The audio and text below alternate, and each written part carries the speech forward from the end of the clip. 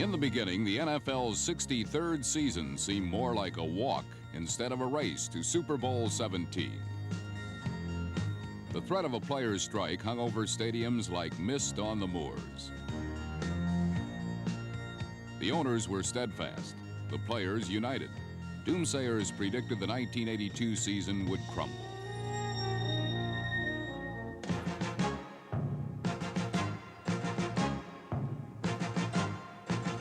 Yet once the mad scramble began, victories and defeats were more exciting than bargaining points and revenue sharing.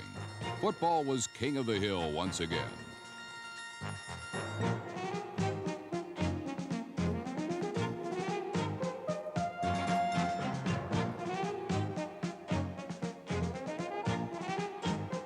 On the field, a sour note was heard off it.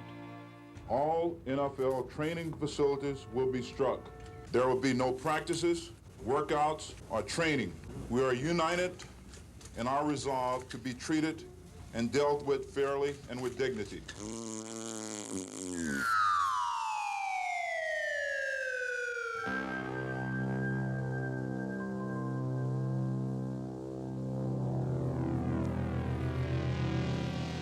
A players' strike grounded the coast-to-coast spectacle of pro football. As time passed, it appeared that the season would never fly again.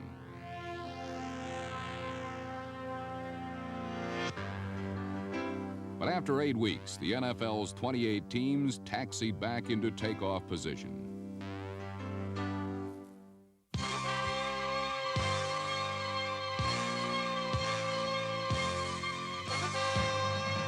The NFL awoke from a 57-day nightmare.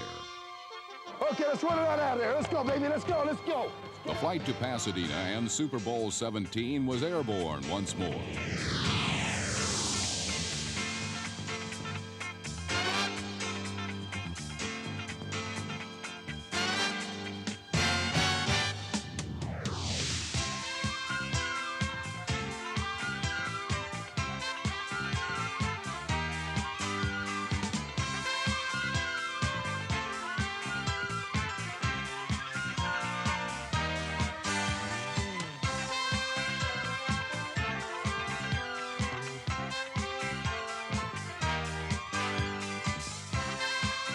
Attendance dipped, but those willing to forgive saw signs that the game was soon soaring at its accustomed altitude.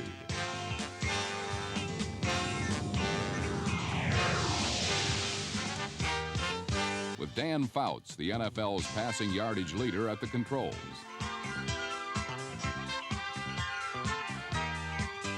Cincinnati's Kenny Anderson broke Sammy Baugh's 37-year-old record with an amazing 70.60% completion average for the season. The Anderson-led Bengals breezed into the AFC's Super Bowl tournament, while the Dallas Cowboys strolled into the NFC's playoffs with their usual cast of miracle makers. The leadership of quarterback Danny White and the imagination of Tom Landry combined to give Dallas their 17th consecutive winning season.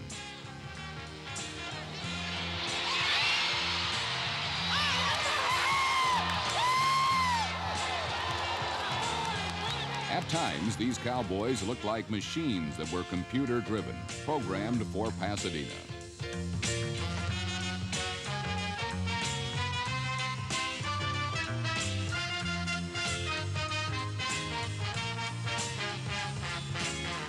But unlike the previous 2 seasons, the Cowboys were not unbeatable at home in Texas Stadium. Landry's team lost its season opener for the first time since 1965. And during a late-season slump, Dallas looked ordinary against less talented but more eager opponents.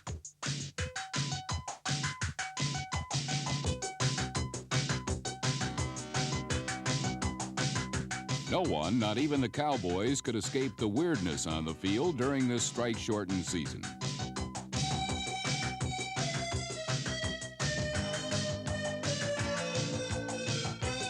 Instead of an orderly march to Super Bowl 17, teams launched a crazy scramble.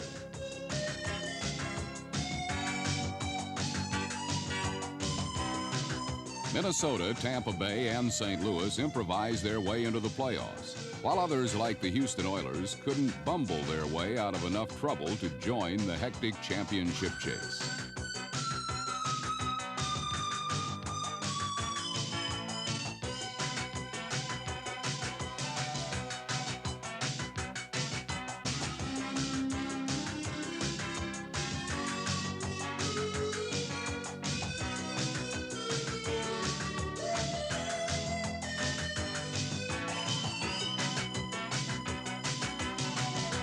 While many stumbled in this strange season, in Miami, Don Shula kept his Dolphins right in step.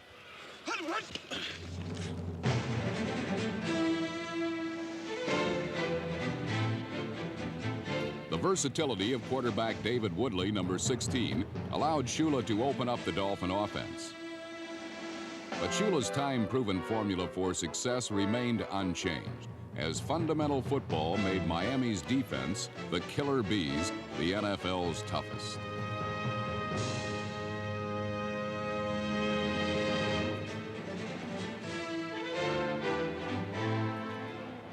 This was a tough, determined, and smart football team, just like Shula himself.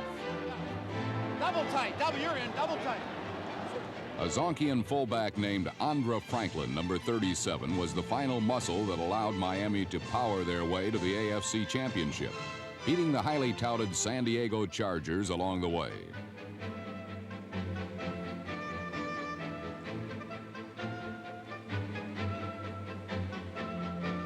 During a distracting season, the Dolphins achieved success with an orderly application of all their resources.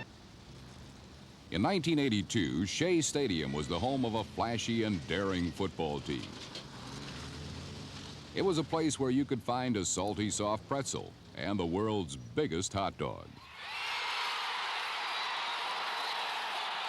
Emotion fueled these talented Jets, and 3 straight playoff games on the road would help them prove that their willpower equaled their firepower.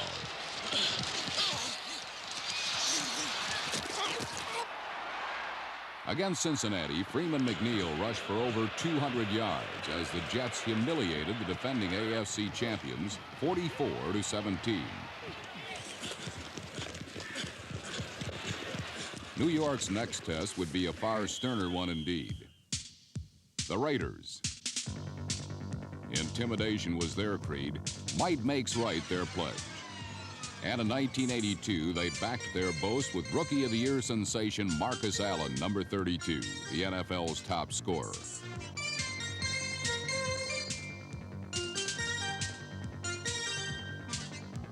The Silver and Black finished the season with the AFC's best record.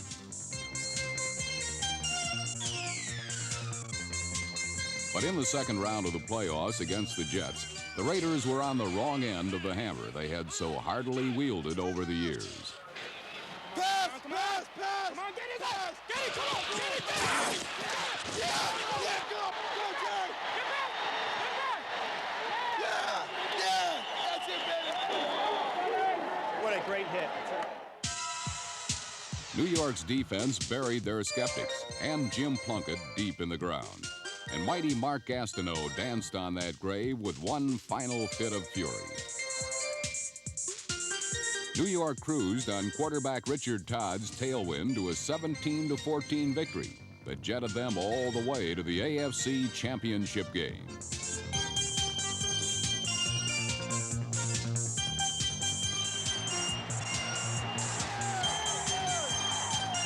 While the Jets were making noises in the East, in the West, the crash of the defending world champion 49ers was deafening.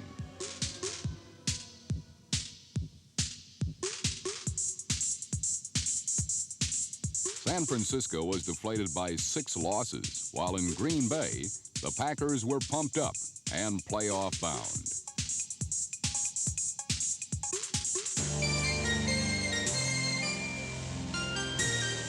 Led by smooth-striding wide receiver James Lofton, number 80, the Packers galloped into postseason play for the first time since 1972.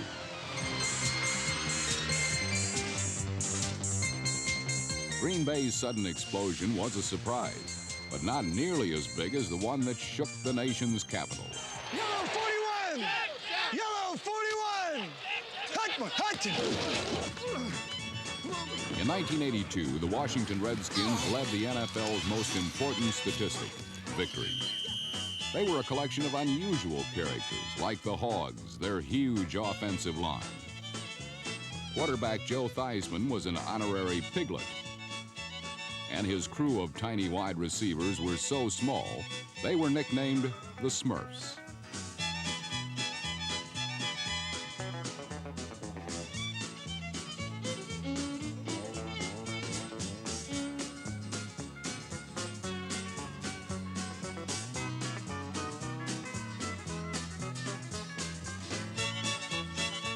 The Redskins also allowed the fewest points in football with a defense that strictly enforced a hands-off policy.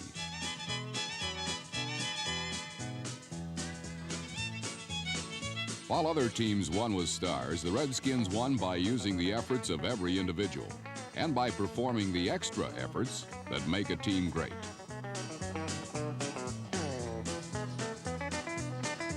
Everyone played an important role as 3 of Washington's 8 wins came on field goals by the record-setting Mark Mosley.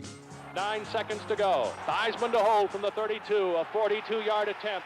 High snap. Theismann's got the ball. Plenty long enough. It's good! Mark Mosley has broken the National Football League record. We're the type of guys who stand up and we'll meet the challenge and, see who wins. Today we won.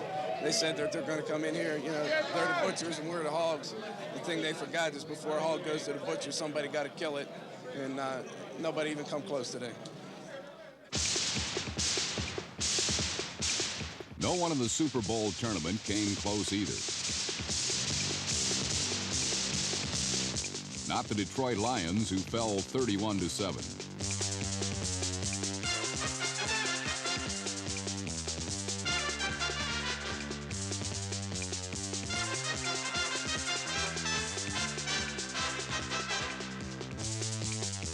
Only Alvin Garrett's Smurf-like politeness spared the Lions from further embarrassment. But a week later, led by their big porkers up front and their groundhog running back John Riggins, number 44, Washington was less than courteous as they stampeded the Minnesota Vikings.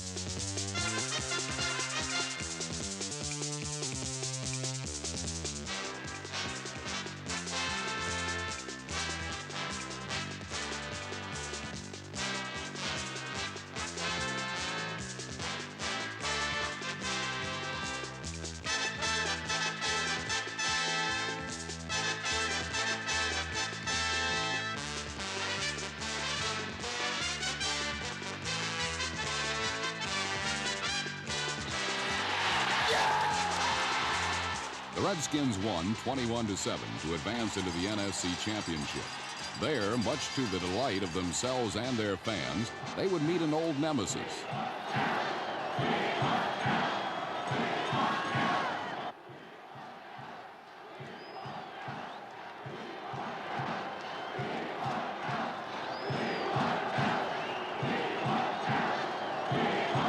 It was the Cowboys and the Redskins.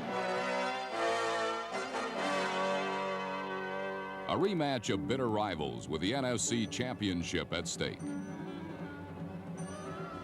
Surrounded in RFK Stadium, the Cowboys circled their wagons while the Redskins donned their war paint, then attacked.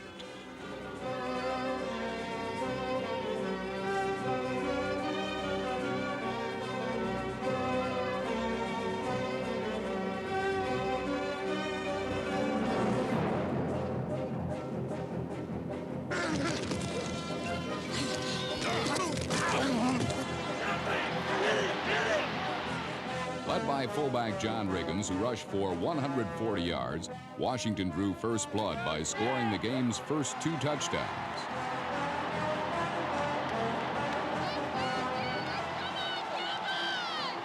Before Dallas could clear leather, the Redskins ambushed Cowboy quarterback Danny White.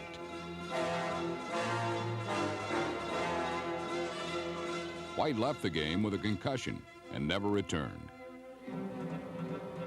However, steadied by the gunfighter nerve of substitute quarterback Gary Hogeboom, who consistently converted key third down plays, Dallas mounted a second-half comeback. At the trigger of Landry's shotgun, Hogeboom fired at will, connecting twice for touchdowns.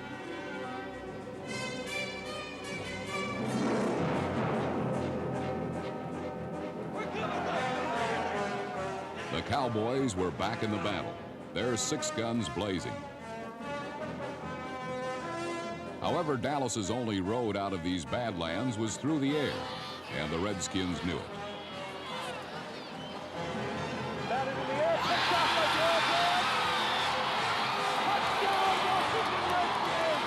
I don't believe it! Dallas was cut off at the pass as Washington's 31-17 victory left the Cowboys 1 game short of the promised land for the 3rd straight year. For the young Redskins, the journey to Super Bowl 17 continued. You watch so many Super Bowls. You know, as a young guy, you dream about it. If I wasn't here, I'd be home and having a little celebration, have people over. And now the same people will be watching me. And I love it! I love it!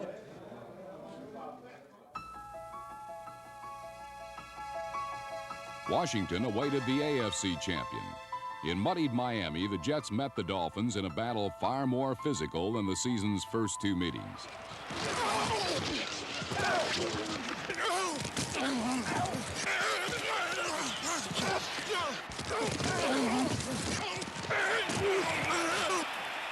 Neither team scored in the first half. But in the second half, it was the day of the Dolphin. A Dolphin named A.J. Dewey. The ball at the Jets' 48-yard line. 13 minutes to go. Dolphins lead 7-0. 3rd down and 7. In motion, Barkham back to the near side of the field. Todd will play fake. He throws the ball. It's intercepted at the line of scrimmage. It's going to be run in for a touchdown by A.J. Dewey at the 10, the 5. He scores! Dewey's 3rd interception of this championship finalized a 14-0 win as Miami earned the right to face the Redskins in Super Bowl 17.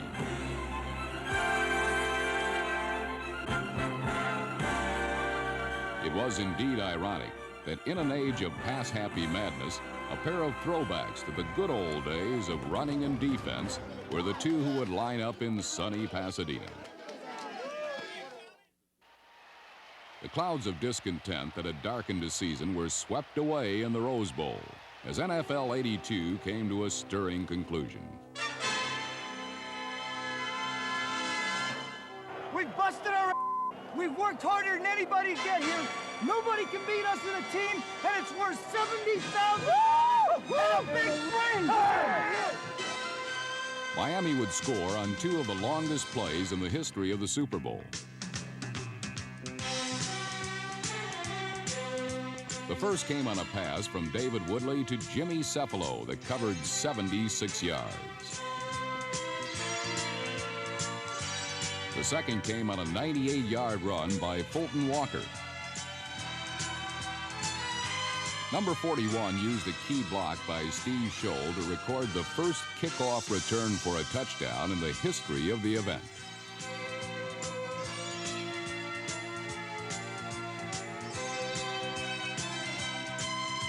But for all their long-range lightning, Miami couldn't put the Redskins away.